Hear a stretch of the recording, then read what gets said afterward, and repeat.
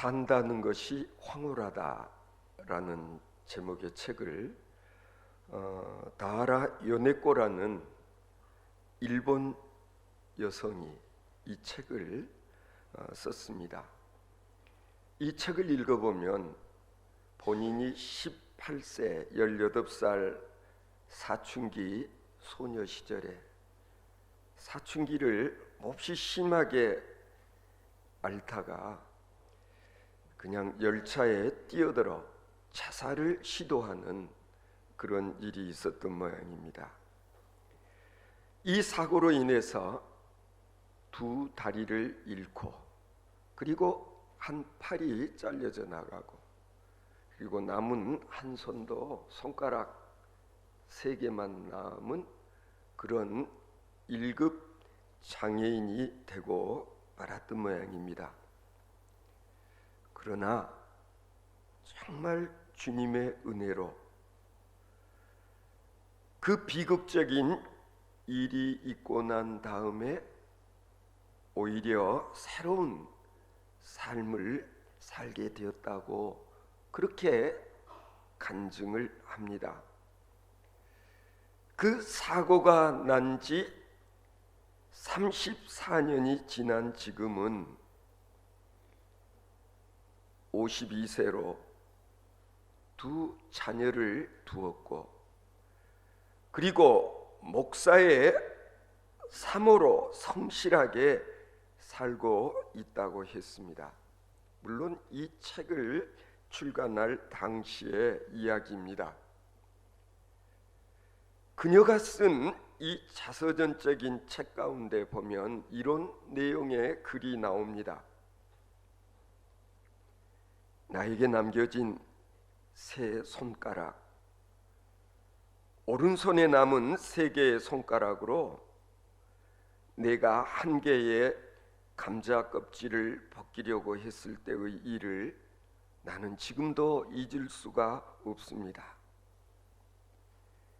나의 기분을 조롱이라도 하듯이 바닥에 굴러 떨어져 제멋대로 굴러가는 감자를 그야말로 필사적으로 식칼을 들고 쫓아다니는 저의 모습을 상상해 보십시오. 나의 마음엔 말로 표현할 수 없는 그런 초조함과 그리고 무서운 그런 절망감이 나를 덮치고 있었습니다. 그런 일이 조금만 더 계속되었더라면 어쩌면 나는 들고 있었던 이 식칼로 또 다른 무슨 일을 저지르고야 말았을 것입니다. 그러나 그때 나는 처절한 목소리로 하나님을 향해 부르짖었습니다. 하나님 아버지, 당신은 나 같은 것을 자녀 삼아 주시지 않았습니까? 그리고 나 같은 것을 목사님과 결혼할 수 있도록 도와주시지 않았습니까? 나의 가정은 당신께서 주신 선물로 이제 나의 남편은 얼마 있지 않아서 곧 집으로 돌아올 것입니다. 사랑하는 우리 아들들은 허기가 져서 내가 요리를 해주기를 기다리고 있습니다. 그렇지만 나는 저녁 반찬으로 사용할 이 감자 하나를 제대로 깎을 수가 없습니다. 당신은 나의 이 약함을, 이 처량한 상태를 무엇 하나 빼놓지 아니하고 다 알고 계십니다. 나를 오늘까지 인도해 주시지 않았습니까? 아버지, 어떤 방법이 있는 줄로 압니다.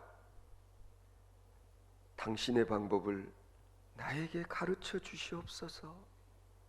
하나님, 나에게 힘을 주시고 이 감자를 깎을 수 있도록 도와주십시오. 내가 정신없이 기도를 끝내고 났을 때 마치 잔잔한 물가에 차츰차츰 물이 차오르듯이 형용할 수 없는 그런 평안함과 기쁨이 나의 마음속에 넘쳐났습니다. 그리고 그 다음 순간에 정말 희한한 생각이 내 머릿속에 떠오르는 것입니다. 나는 급히 다른 감자 하나를 씻어서 도마 위에 올려놓고 그리고 칼로 그것을 반토막 냈습니다. 그리고 감자를 엎어 놓았습니다. 도마 위에 엎어진 감자 껍질을 위에서부터 깎아 내리니까 이 감자가 도마에 달라붙은 것처럼 저는 감자 껍질을 잘 벗겨낼 수가 있었습니다. 바로 그 순간 얻어진 승리감, 성취감, 그리고 기쁨이 내 마음속에 충만했을 뿐만 아니라 이런 지혜를 내게 주신 하나님께 나는 진심으로 감사를 드렸습니다. 나는 그날 저녁 식사를 즐거운 마음으로 열심히 준비를 했습니다. 그러나 몇 년 전만 해도 나의 인생에 이렇게 깊은 만족감 그리고 충실감을 이전에는 상상도 하지를 못하고 살아왔습니다. 이러한 삶이 진정한 삶이 아닌가 하고 생각할 때에 정말 감사와 희망의 눈물이 다시금 앞을 가려왔습니다. 이런 삶을 살아가는 그녀에게는 여러분 한번 생각해 보십시오. 그녀가 쓴 책 제목처럼 하루하루의 삶 전체가 황홀한 순간의 연속이 아니었을까? 성도 여러분, 어떻습니까? 여러분에게도 이런 소망을 가지고 그리고 하나님께 정말 간절히 도움을 청하는 그런 기도를 드려본 적이 있으신지요? 감자 한 개를 놓고 이 감자의 껍질을 벗길 수 있는 지혜를, 방법을 가르쳐 달라고 기도했던 이 여인의 기도, 솔직히 우리들은 건강해서, 아니 두 손, 두 발을 제대로 사용하면서 삶을 산다고 하는 이것만으로도 우리가 하나님께 정말 어떤 감사를 드려야 할 것인지 여러분 생각해 보신 적이 있으신지요? 솔직히 우리는 이분과 내 자신을 비교해 보면 우리는 좀 사치스러운 그런 불평, 불만을 하고 살아오지 않았는가? 우리가 조금만 관심을 갖고 우리 주변을 살펴보면은요, 실상은 이렇듯 정말 불편한 삶을 살고 있는 분들 얼마든지 찾아볼 수가 있습니다. 여러분들께서 너무나도 잘 아시는 베토벤이라는 인물을 여러분 잘 알고 있지 않아요? 베토벤이 32살 되던 해에 다음과 같은 슬픈 내용의 유서를 작성했습니다. 베토벤이 쓴 유서를 보면 이렇게 시작합니다. 나는 6년 동안을 그래도 뭔가 좀 나아질 거라는 희망을 갖고 오늘까지 살았다. 그러나 하루하루는 절망의 연속이었다. 나는 완전히 기몰거리가 되고 말았다. 이제 잠시 후면 나는 내 삶을 마감하게 될 것이다. 아, 불우한 존재여. 여러분 생각해 보십시오. 음악가가 기머거리가 되었다면, 청력을 잃어버렸다면 이제 인생 끝장 나버린 것 아닐까? 지금 베토벤은 그래서 죽으려고 그러는 것입니다. 자신이 작곡한 곡을 자신의 귀로 더 이상 들을 수 없게 돼 버렸을 때, 여러분 한번 상상해 보십시오. 내가 베토벤이었다면 그때 그 심정이 어떠했을까? 세상에 이보다 더 불행한 일이 있을까? 그런데요, 베토벤은 유서를 써놓고 그때 하나님께 이렇게 기도를 드렸다는 것입니다. 하나님, 불우한 내 인생을 마치기 전에 온전히 기쁜 날을 하루만이라도 허락하여 주옵소서. 단 하루만이라도 좋습니다. 그 기쁨을 만끽할 수 있게 하여 주시옵소서.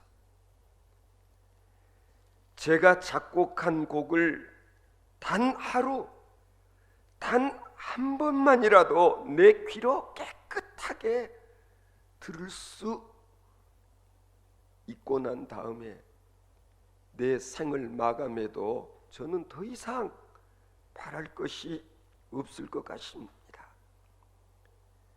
여러분, 이것이 베토벤의 마지막 소원이었다는 것입니다. 성도 여러분, 그런데요, 이 악성 베토벤은 그 후로도 24년을 기머거리로 살면서 작곡을 계속했습니다. 그리고 그가 마지막 작곡을 한 교향곡 제9번 쉴러의 기쁨의 송가라는 시에다가 베토벤이 곡을 붙였습니다. 이 곡은 장엄한 합창으로 이어집니다. 이 베토벤 교향곡 제9번이 초연되던 날, 연주장은 온통 박수 갈채의 도가니였다고 합니다. 그러나 안타깝게도 베토벤은 자기가 작곡하고 그리고 방금 전에 취인은 하였지만은 지금 이 관중들의 반응을 전혀 듣고 있지를 못했습니다. 서서 다음 연주할 곡을 넘기고 있었을 때에 그 모습을 바라다보고 있던 사람 중에 한 사람이 너무나 안타까워서 무대 위로 뛰쳐 올라가 가지고 베토벤을 객석이 있는 쪽을 향하여 돌려 세웠습니다. 그 그제서야 베토벤은 열광적으로 기립 박수를 보내고 있는 객석의 분위기를 확인하고 그 자리에서 뜨거운 눈물을 흘렸다고 하는 그런 이야기, 여러분 들어보신 적 있지 않습니까? 아마 베토벤은 마음속에 들려오는 천상의 음악 소리를 그는 여러 차례 악보를 넘기면서 듣고 있었음에 분명합니다. 성도 여러분, 이 기쁨, 이 희열 어디서부터 오는 것일까? 성도 여러분, 이런 기쁨은요, 하나님께서 우리에게 주시는 은사다. 이건 하나님의 은혜의 선물이다. 그렇게 말할 수밖에 없어요. 우리가 어떤 간절한 기도의 제목 그리고 소원이 있을 때에 우리가 정말 하나님을 향하여서 내 소원을 이루어 달라고 기도하는 이 일이 우리에게 필요하다는 것입니다. 성도 여러분, 때로 하나님께서는 이런 소원을 가지고 하나님께 간절히 기도 드리게 될 때에 내 소원이 이루어지는 그 기쁨을 누리게 해주시는 하늘 아버지가 계신다는 사실을 여러분 믿으시기 바랍니다. 이게 우리의 믿음이 되어야 합니다. 오늘 본문을 통해서 우리는 정말 중요한 교훈을 얻게 됩니다. 오늘 본문 가운데 보면 또 여호와를 기뻐하라, 저가 내 마음의 소원을 이루어 주시리로다 그랬어요. 여호와를 기뻐하라. 여호와를 기뻐하라는 이 말이 뭘까? 내 소원이 이루어질 때에, 아니 내 소원을 이루게 해주시는 하나님을 생각할 때마다 내 마음속에 차고 넘치는 그런 기쁨이 있다는 것을 여러분 경험해 보았습니까? 아직 그런 경험 한 번도 해보지 않았다면 정말 우리가 이 기쁨을 누릴 수 있기 위해서 내 마음속에 있는 소원을 하나님께 아뢰고, 그리고 하나님께서 도와주셔서 내 소원이 이루어질 때에 내 마음속에 차고 넘치는 그 기쁨을 우리 모두가 체험할 수 있게 되기를 바랍니다. 세상 사람들 나름대로 기쁨의 대상과 그리고 기준이라는 게 있습니다. 우리는 세상 사람들이 가지고 있는 그 기쁨의 기준, 그것과는 차원이 다른, 적어도 우리들은 하나님께서 내게 주시는 그 기쁨을 누릴 수 있어야 된다, 그런 뜻입니다. 생각해 보면은요, 여호와로 인하여 기뻐하지 않으면 안 되는 일들이 정말 많습니다. 그러면서도 때로는 우리가 시험에 들 때가 있습니다. 기쁘기는커녕 하나도 기쁘지 않다. 오히려 내 주변을 돌아다 보면은 세상에 신앙생활도 제대로 하지 않는 자들, 아니 때로는 보면 아주 권모술수에 능해가지고 아주 악한 짓을 일삼는 자들이 더 잘 되는 것 같고 더 잘 사는 것 같고 그리고 뭐 승진도 더 빠른 것 같고, 그럴 때면은 어떻습니까? 우리가 시험에 들게 돼요. 하나님 도대체 이게 뭡니까? 내가 그동안에 신앙적으로 바르게 살아보려고 그토록 애를 썼음에도 불구하고 저 하나님도 모르고 하나님도 믿지 않고 그리고 온갖 부정한 짓 일삼고 저런 사람들이 더 잘되는 현실 속에서 불평하고 원망하지 않을 수 없는 그런 일들 분명히 여러분들 경험해 보셨을 것입니다. 그럼 가끔 시쳇말로 그런 말도 하나요?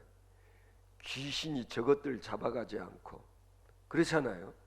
저것들이 저렇게 득세를 하고 승승장구하는 것을 보면 하나님 정말 살아계시기는 하는 겁니까?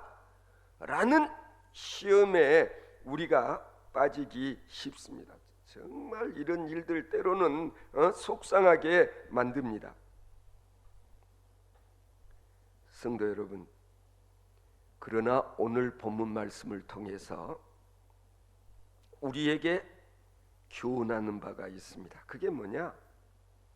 그런 행악자들을 부러워하지 말아라. 길게 두고 보아야 한다는 것입니다. 때로는 당장 불공평해 보이고 그리고 정말 의의가 존재하지 않는 것처럼 보일지라도 우리는 하나님의 때를 참고 기다릴 수 있어야 된다는 거예요. 성도 여러분, 때로는 우리가 망설일 때 있습니다. 그렇잖아요. 내가 좀 그동안 뭐 벌어온 것 이거 정말 어디다가 맡겨야 될까? 누구에게 이게 맡기는 게 좋을까? 내 재산을 어떻게 하면 제대로 잘 증식할 수 있을 것인가? 살펴보면 믿을 만한 사람도 없어요. 그런데 오늘 본문 말씀을 통해서 우리에게 일깨워 주고 있습니다. 뭐냐면 내 길을 여호와께 맡겨라. 내 길을 여호와께 맡겨라. 저는 우리 정석군도 정말 오랫동안 경찰직을 염두에 두고 꾸준히 시험 준비해왔죠. 시험 공부만 한 게 아니에요. 이건 체력까지 단련하지 않으면 안 돼요. 이게 뭐 필요한 지식도 쌓아야 되고 그리고 체력 단련을 해서 이게 시험에 통과되지 않으면 어림도 없는 어려운 좁은 길이지 않아요. 내 나름대로 최선을 다해서 노력을 하면서도 믿는 구석이 있죠. 우리 부모님들은 날 위하여 기도하신다. 우리 아버지는 날 위하여 지금도 기도하신다. 이게 정말 중요한 것입니다, 여러분. 자식들의 입장에서는 기도하는 아버지, 어머니가 계시다는 이것이 얼마나 내게 큰 힘이 되는지 하나님께서 책임져 주실 것이다. 하나님께서 분명히 이끌어 주실 것이다. 내가 소원하는 일을 이룰 수 있게 해 주시는 하늘 아버지가 계시다. 하나님께 맡기라는 거예요. 우리는 뭔 일을 할 때도 그러잖아. 어떨 때는 좀 이럴 때 좀 도와줄 사람, 인맥 물론 필요합니다. 그러나 이 땅 위의 그 어느 것보다도 우리는 하늘 아버지께 내 소원을 간절히 간구드리고 기도하고 그리고 내 길을 온전히 하나님께 맡길 때에 하나님께서 내 길을 이끌어 주시고 책임져 주실 것이라는 그런 확신, 그런 믿음. 그래서 언젠가는 내 소원이 이루어질 때에 내 마음속에 차고 넘치는 그 기쁨이 바로 하나님으로부터의 기쁨인 것을 간증하는 저와 여러분들 정말 되어질 수 있기를 바랍니다. 따라서 우리들에게는 소원이 있어야 됩니다. 꿈이 있어야 됩니다. 희망이 있어야 됩니다. 목표가 있어야 됩니다. 그런 점에서 소원을 갖고 사는 사람은 행복한 사람이다. 절망 중에도 소원을 갖고 사는 사람은 행복한 사람이다. 당장은 내 꿈이, 내 소원이 이루어지지 않는다 할지라도 하나님께서는 분명히 내가 목표한 바를 이룰 수 있도록 나를 붙잡아 주시고 나를 이끌어 주시고, 그래서 언젠가는 내 꿈이 이루어질 것이라는 소원을 갖고 사는 사람을 일컬어서 저는 미래지향적인 사람이라고 저는 그렇게 늘 이야기합니다. 꿈을 꾸는 사람, 그리고 꿈이 이루어지기를 기다리며 당장 오늘의 힘들고 어려운 일들을 넉넉히 참고 하나님의 때를 기다리는 미래지향적인 삶을 살아가는 우리 드림교회 성도 여러분들 되어지실 수 있기를 바랍니다. 내가 소원을 갖고 내 소원을 하나님 아버지께 말씀드리면 하나님께서는 반드시 나의 소원을 이룰 수 있도록 도와주시는 하늘 아버지인 것을 믿으시기 바랍니다. 이런 신앙인들은요, 항상 마음속에 그래, 오늘보다는 분명히 내일이 더 좋은 날이 될 것이다. 어제보다는 오늘보다는 더 좋은 내일이 예비되어 있을 것이라는 이런 믿음을 갖고 사는 사람들은요, 흔들리지 않아요. 쉽게 낙심하지 않아요. 그렇잖아요. 믿음이 있기 때문에 우리는 기다리는 거예요. 때를 하나님께서는 절대로 나 몰라라 내버려 두시지 않는다는 것이죠. 따라서 마음속에 소원을 품고 기도하며 사는 사람들은 절대로 비굴하지 않습니다. 비겁하지 않습니다.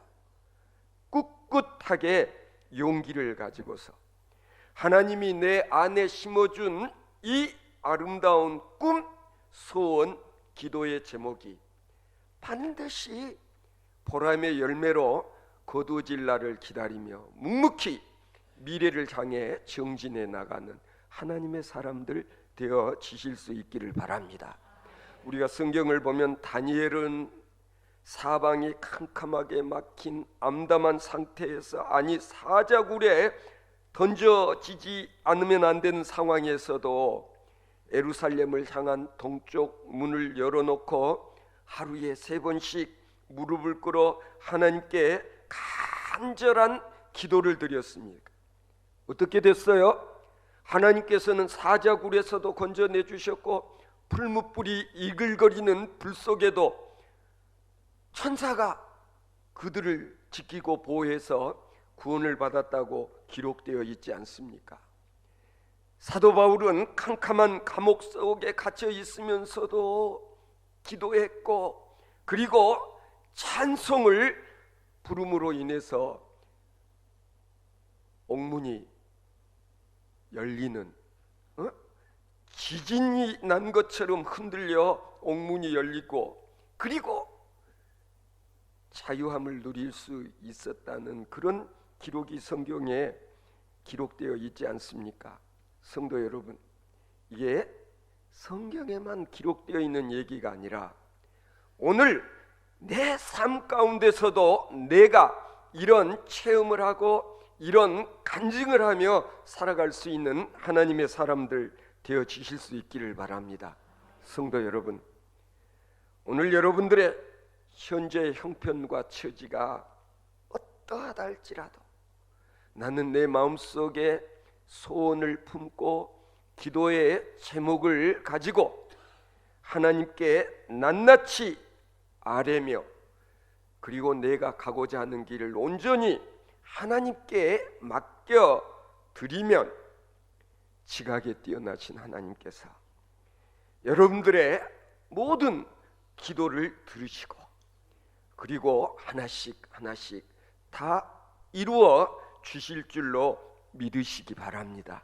이 믿음으로 승리의 삶, 기쁨의 삶을 더불어 살아가는 우리 드림교회 믿음의 역군들이 되어질 수 있기를 바랍니다.